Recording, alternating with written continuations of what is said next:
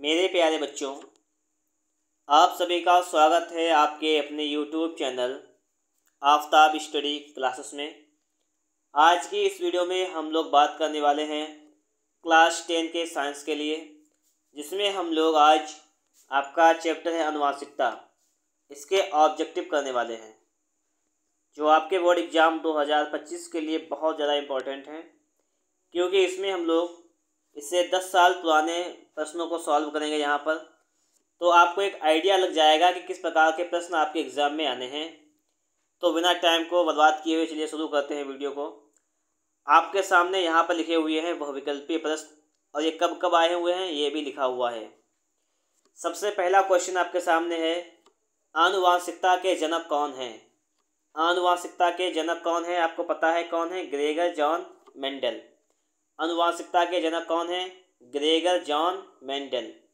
दूसरा क्वेश्चन है आपके सामने, T.H. मॉर्गन ने अपना आनुवांशिक प्रयोग किस पर किया? T.H. मॉर्गन ने इसका प्रयोग किया था फल मक्खी पर। किस पे किया? फल मक्खी पर।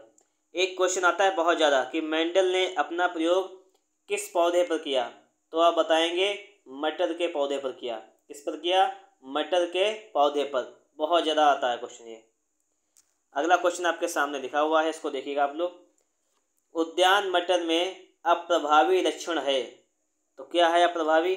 झुर्रीदार बीज, ये अप्रभावी लक्षण है। F2 पीढ़ी में 3:1 अनुपात प्राप्त होता है। ये अनुपात किससे प्राप्त होता है? तो ये प्राप्त होता है एक संकर में। किसमें? एक संकर क्रॉस में। ये किसमें प्राप्त होता है? आप कहेंगे एक संकर क्रॉस में प्राप्त होता है। अगला क्वेश्चन नंबर 5 है आपका, पुष्प में लाल रंग प्रभावी है, इसका विपरीत या तुलनात्मक लक्षण क्या होगा? इसका विपरीत या तुलनात्मक लक्षण क्या होगा? तो ये होगा आपका सफ़ेद पुष्प। क्या होगा? सफ़ेद पुष्प। बात आ रही है समझ में आप लोगों को? क्वेश्चन ये 2023 में पहला आया हुआ है कि आनुवांशिकता के जनक कौन है? Gregor John Mendel. ये कहाँ आया हुआ है? 2023 में। तो 5 क्वेश्चन आपके हो गए हैं। आपके सामने लिखा हुआ है ये क्वेश्चन कब कब आया हुआ है। आगे देखते हैं क्वेश्चन नंबर 6 आपसे क्या कह रहा है यहाँ पर। क्वेश्चन नंबर 6 कह रहा है, एक संकर क्रॉस का जीन प्रारूप अनुपात क्या होता है? ये आपसे पूछा है, तो ये होता है 1:2:1। तो ऑप्शन नंबर दूसरा आपका राइट आंसर हो जाएगा। क्वेश्चन नंबर 7 है आपका, आनुवांशिकता के प्रयोग के लिए, 7 नंबर क्या कह रहा है? आनुवांशिकता के प्रयोग के लिए मेंडल ने निम्नलिखित में से कौन से पौधे का उपयोग किया था? तो बता चुका हूँ, मटर के पौधे का इस्तेमाल किया था। किसका? मटर। ये मैंने आपको पहले ही बताया था। 2016, 2023, 2022 में आया हुआ ये क्वेश्चन है। वीडियो को आप लोग बिल्कुल लास्ट तक देखना। वीडियो के डिस्क्रिप्शन बॉक्स में आपको इस और जो भी इम्पोर्टेंट चीज़ें हैं वो भी मिल जाएंगी। उसका लिंक मिलेगा, वहाँ से क्लिक करके आप लोग और भी वीडियोज़ को देख सकते हैं। या आपको जो भी तैयारी करनी हो, जिस सब्जेक्ट की तैयारी करनी हो, उसके लिए आपके लिए कमेंट बॉक्स खुला हुआ है, आप लोग एक कमेंट कर सकते हैं।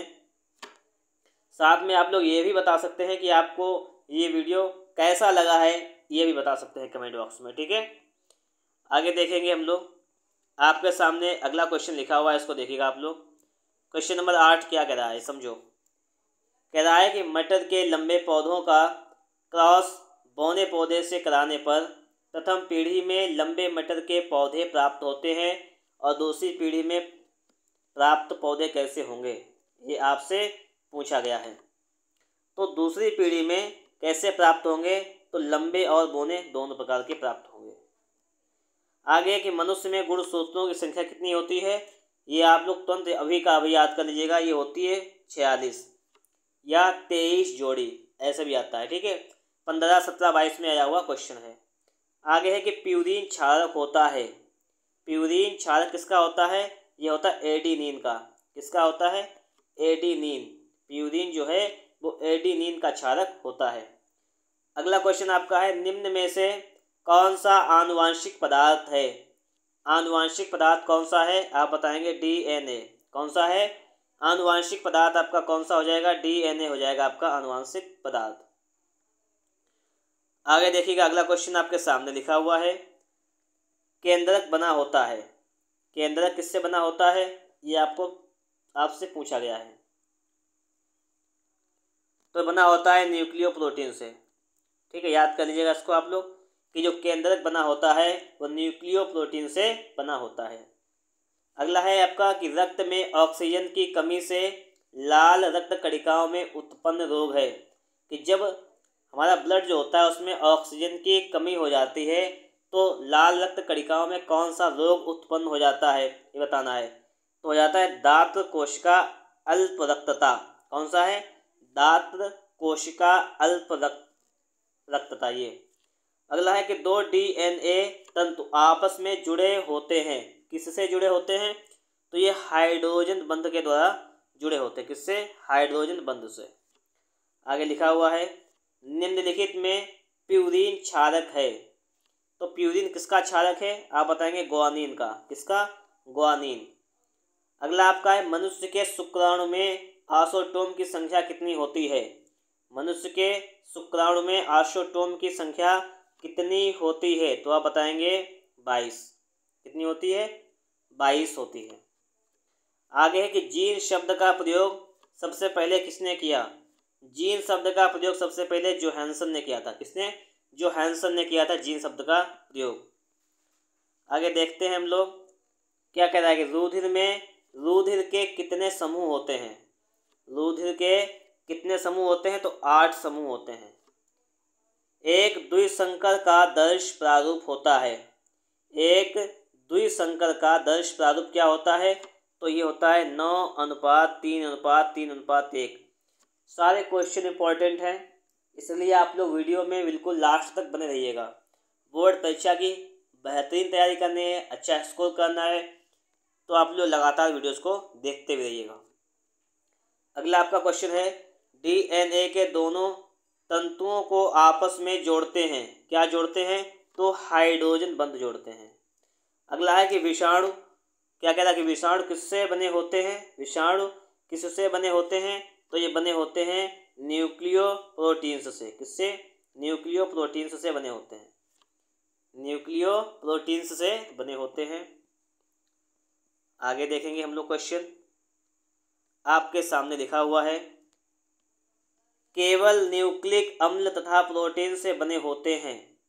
क्या बने होते हैं? केवल न्यूक्लिक अम्ल तथा प्रोटीन से बने होते हैं। क्या चीज़? तो बताएंगे विषाणु। आगे है कि निम्नलिखित में से कौन जीन प्रारूप शुद्ध गोल बीजों को प्रकट करता है? तो ये हो जाएगा आपका शुद्ध गोल बीजों को कौन सा प्रकट करता है? तो RR। ये हो जाएगा आपका।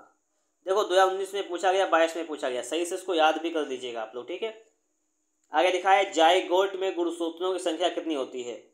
जाइगोट में गुणसूत्रों की संख्या कितनी होती है? ये होती है 2x। आगे है कि केवल प्रोटीन्स के बने होते हैं। केवल प्रोटीन्स के क्या बने होते हैं? प्रयांश। क्या होते हैं? प्रयांश। आगे कि मेंडल के अनुसार मटर के बौने पौधे का जीन प्रारूप क्या होता है? जीन प्रारूप क्या होता है? ये आपसे पूछा गया। ये होता है स्मॉल टी होता है। क्या होता है? स्मॉल टी जीन प्रारूप होता है बौने पौधे का। किसके? मटर के। क्लियर बात? यहाँ तक कि अगर सारी बातें समझ में आ गई हैं, अगर वीडियो को लाइक नहीं किया है तो अब लाइक बनता है इतना। आगे देखेंगे हम लोग। आगे लिखा हुआ है डीएनए। क्या लिखा हुआ है? डीएनए पाया जाता है। ये किस में पाया जाता है? तो आप बताएंगे केंद्रक में पाया जाता है। मेंडल के अनुसार मटर के शुद्ध लंबे पौधे का जीन प्रारूप क्या होता है? जीन प्रारूप आपसे पूछा गया क्या होता है? तो ये टी होता है ये। अगला आपका है कि जैव विकास का सिद्धांत प्रतिपादित करने वाले वैज्ञानिक का नाम बताइए। 2022-23 में आया हुआ क्वेश्चन है, तो हो जाएंगे आपके चार्ल्स डार्विन। कौन हो जाएगा? Charles Darwin.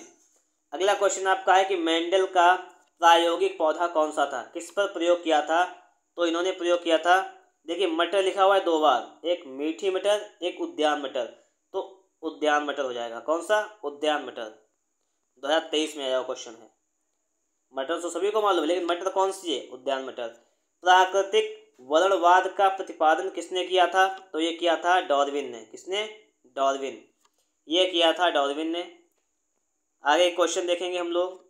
अगला लिखा हुआ है कि मेंडल के अनुसार मटर के पौधे में निम्नलिखित में से कौन सा जीनोटाइप लंबे तने व झुर्रीदार बीजों के लिए व्यक्त करेगा?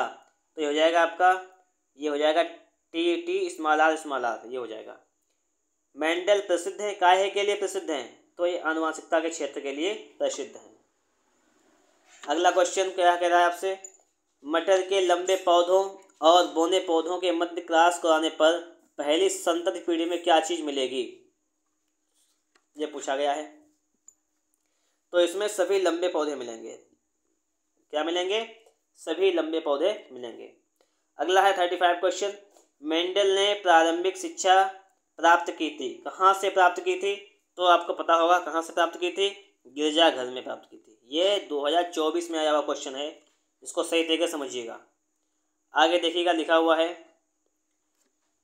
मेंडल ने अपना प्रयोग किया था, मेंडल ने अपना प्रयोग किया था, ये पूछा गया है। किस पे किया था? ये वंशानुगत गुणों के अध्ययन के लिए प्रयोग किया था। आगे है कि मेंडल ने अपने प्रयोग में मटर के पौधे के किन लक्षणों का अध्ययन किया था? किन लक्षणों का अध्ययन किया था? गोल झुर्रीदार बीज, लंबे बौने पौधे, सफ़ेद बैंगनी फूल, इनमें से सभी। तो हो जाएगा आपका इनमें से सभी, आपका राइट आंसर हो जाएगा। ये भी 2024 में आया हुआ क्वेश्चन है। आगे लिखा है मानव में लिंग गुणसूत्रों की संख्या कितनी होती है? लिंग गुणसूत्र की संख्या कितनी होती है? ठीक है, 23, 2, 21, 20। तो हो जाएगा आपका, देखिए गुणसूत्रों की संख्या कितनी होती है मानव में? 23। मनुष्य में लिंग गुणसूत्रों की संख्या कितनी होती है? ये तो क्वेश्चन होता है।